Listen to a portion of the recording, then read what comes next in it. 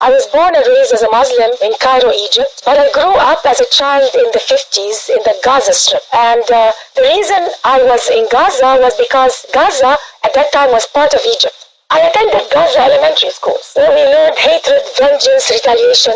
Peace was never an option. The concept of peace was something foreign. Actually, the word peace was never even mentioned in the services at any mosque. We recited poetry every day in the school, wishing upon ourselves to die as martyrs. I used to see girls reciting this poetry while they're crying. They would wish upon themselves to die as a martyr. See, our value system was about victimhood, thinking of ourselves as victims, or to be a martyr, to go kill everybody and die as a martyr, either a victim or a martyr. There is nothing in between. Women don't go to mosques, but we used to hear the service of the mosque either on radio or on TV. And I remember every Friday prayer, the sheikh would be at the end of the sermon, he would curse, may God destroy the Jews and the infidel and even the Christians and non-Muslims, and he would call non-Muslims the enemies of Allah. If you grow up with cursing as a form of prayer, it can feel and sound normal.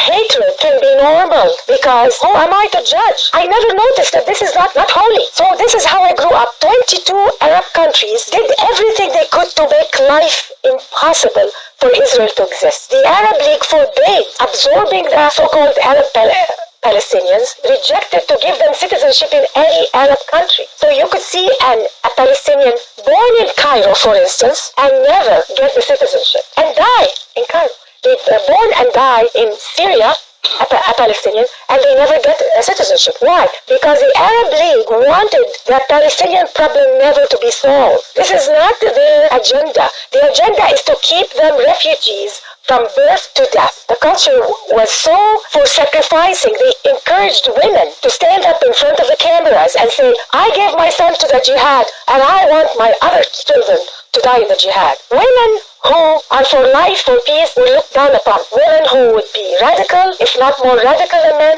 who would promote jihad for their children, were lifted up as honorable women to be respected in society. So for a woman to be respected in Islamic society, you have to be as radical, if not more radical, than men. And that is why a lot of women are silent. They are proud to give their children to jihad. It's the only way to go to heaven, is to go and kill the infidel and die in the process. The Arabs of Israel were pushed constantly, they are rejected from being absorbed and constantly pushed against the borders with Israel in order to keep the problem alive. The Arab world doesn't have a shortage of land. If you look at the Arab world from the Atlantic Ocean, Morocco, all the way to Persia, from Turkey all the way to Sudan. At that time when I was a child, the Sinai was practically empty desert. Nobody lived in the Sinai. Like today, there is Sharm el-Sheikh, all the nice beaches. This was a military zone, and there is absolutely no need, no pressing need for Arabs to be so dwelled on wanting to throw the Jews in the sea.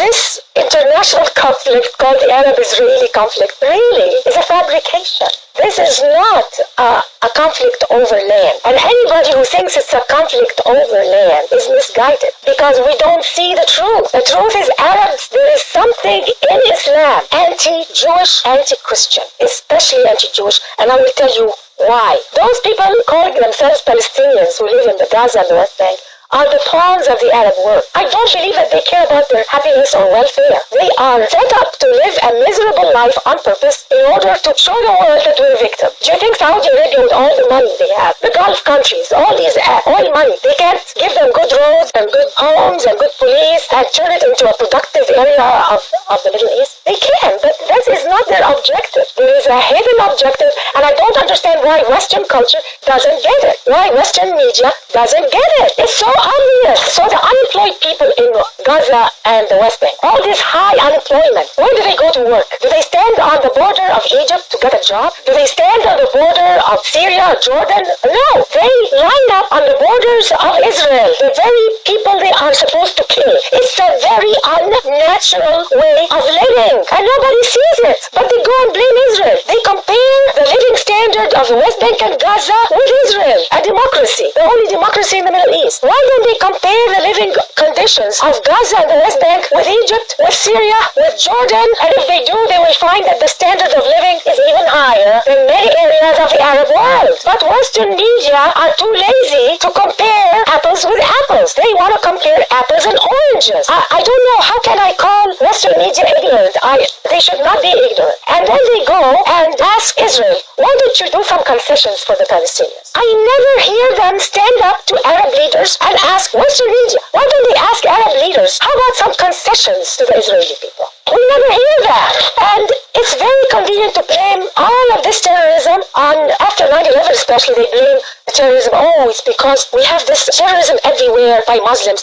It's all because of the occupation. If it wasn't for the occupation of Gaza, if it's not for the occupation of the West Bank, we wouldn't have a problem. The problem all is because of Israel. That's what they want to give the impression. And this is a big lie, because I lived in Gaza as a child, and I witnessed the terrorism against Israel before the occupation of Gaza and before the occupation of the West Bank. And our media here doesn't even know that. There was terrorism against Israel before the occupation. So people who are Arabs who claim that they are doing terrorism now because they want freedom, democracy. No, there is no freedom and democracy in any Arab country, let alone the West Bank or Gaza. So we have to really call a spade now. This is too serious to just take all these lies and look the other way. Because it's very, very hard to know the truth if you rely on Arab media, if you rely on the culture around you. And because of life in an oppressive society, I moved to America. I moved to America in the end of 78, 79. And my life completely changed. And one time I wanted to attend a synagogue and a church because I was curious. I thought they were going to curse the Arabs the same way we cursed them in our mosque, the holiness of the place. They were praying for everybody. They were praying for peace on earth. How can we leave this earth a better place? It was a totally different way of thinking, the opposite of what I grew up with. And that's when I went to a mosque here also in Los Angeles. And I thought that because they allowed women, that it was going to be different here within America. I am so glad that Islam in America must be so different. So I went to the mosque and I heard anti-Semitism again in the mosque. And I was told, don't assimilate in America. We're here to Islamize America. They were looking down at American culture. They were looking down at this society. And I felt very uncomfortable. I said, oh my God, there is an agenda here. And I never went back again. It hit me. How could we do this? How could we lie and accuse people of something we Arabs know very well we have done ourselves? How could this happen? What kind of value system allows a person or allows a culture or a religion to lie and accuse their enemies of something that they know they've done themselves? They know that Osama bin Laden did that. They know that he was financed with Arab money, with oil money until today. How could they accuse the Jewish people of that? Look at the map of the Middle East. You can hardly see Israel. It's impossible to convince any person who has an IQ of a child that this problem is over the land called Israel. It's time for the West to understand this, because it's not just not good for Israel, it's not good for the Arab world. They are collapsing. A lot of people think that the Arab world is so strong and so powerful. It's rotting from the core, but they don't know. The religious leaders are telling them to continue the hate instead of telling them to repent and find the true God, the love and the friendship. In the eyes of many Muslims, in the eyes of Islam itself, Jews and non-Muslims, they call them the kafir, the infidels. They don't deserve the truth, they don't deserve justice, and they don't deserve mercy. How can this happen? And we accept it, and we don't stay. No, the Arab world will never have freedom and democracy when the hatred is number one, when the jihad is number one, when killing your enemy is number one, when you're fixated on lies and slander. You will never have peace and democracy. Nobody asks this question. Why all this lies and slander against the Jewish people, against America? They call America the Great Satan and Israel the Little Satan. Why? Do you know that on Syrian TV, on Arabic TV, on Egyptian TV, the constant day and night lies about the Jewish people is unbelievable. There was a show that was saying, and in it was not just religious leaders, some of them were scientists, Arab scientists, saying that, oh, do you know why Israel went to Haiti to help with the earthquake. You know why? Because Israel really wanted to harvest the organs of the Haitian people. These are the intelligentsia of the Arab world. When the intellectuals of the Arab world say that, what do you expect from the man on the street? And you wonder why they hate? Because they are told this. I was told horrific things about the Jewish people. It took me years to extract it out of my mind, my heart, and my consciousness.